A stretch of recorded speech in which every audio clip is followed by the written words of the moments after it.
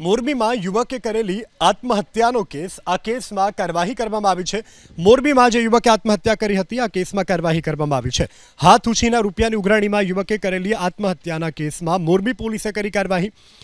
માળિયા તાલુકા યુવા ભાજપના પૂર્વ પ્રમુખ હિતેશ દસાડિયા, આશીષ પાડલિયા અને કમલેશ માંડવિયાની પોલીસે કરી ધરપકડ। ઉમા ટાઉનશીપમાં રહેતા મૃતકના બનેવી હર્ષદ લીખિયાએ આશીષ પાડલિયા, હિતેશ દસાડિયા અને કમલેશ ઉર્ફે મહેશ માંડવિયાને હાથ ઉછીના 1,26,00,000 આપ્યા હતા।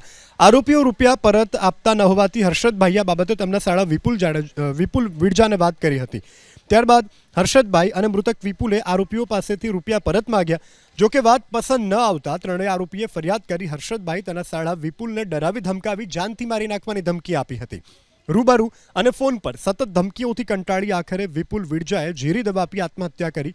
આત્મહત્યા પહેલા મૃતક વિપુલે સુસાઇડ નોટ લખીને ત્રણેય વિરુદ્ધ ધાક ધમકી આપ્યા હોવાનો આરોપ લગાવ્યો હતો।